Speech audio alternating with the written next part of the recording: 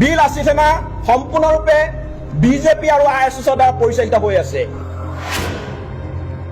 B Lachit সেনা অসমৰ কেন্দ্ৰীয় মুখ্য সচিব ৰন্টু পানীফুকন আৰু সাংগঠনিক সচিব শৃংখল চলিহাই নিজৰ নিৰাপত্তাৰ কাৰণে বিজেপি আৰু আৰএছএছৰ লগত সহযোগিতা কৰিছে।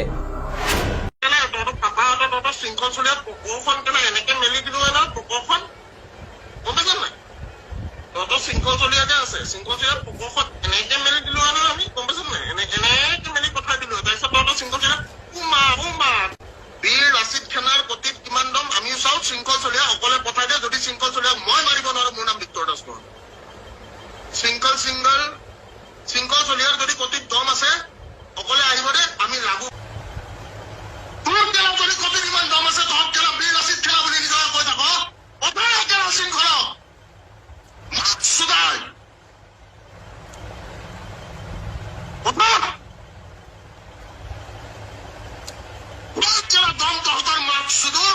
দিনত চান্দা তুলিছে এতিয়া ৰাতিটো শুব লাগিব নহয়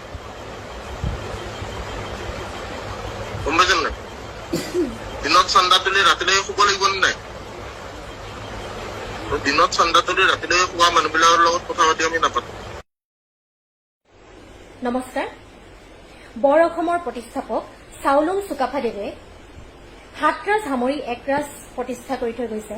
তেওঁ অসমখনত শান্তি সম্প্ৰীতিৰ এখন সমাজ সৃষ্টি কৰি থৈ গৈছে আৰু সেই সমাজখনত বৰ্তমান এছাম ভণ্ড জাতীয়তাবাদীয়ে সাম্প্ৰদায়িকতাবাদৰ বীজ ৰোপণ কৰি অশান্তিময় পৰিৱেশ সৃষ্টি কৰি থকা দেখিবলৈ পোৱা গৈছে।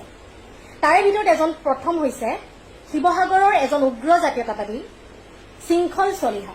তেওঁ অলপ আগতে এটা নিউজ চেনেলত কোৱা দেখিলো যে আমি কি খাৰু পিন্ধি আছো নেকি যে আমি কাৰোবালৈ ভয় কৰিম। মানে তেওঁ কি বুজাব বিচাৰিলে খাৰু পিন্ধে মহিলাসকলক কি তেওঁ দুৰ্বল বুলি সমাজত প্ৰতিষ্ঠা কৰিব বিচাৰিছে নেকি?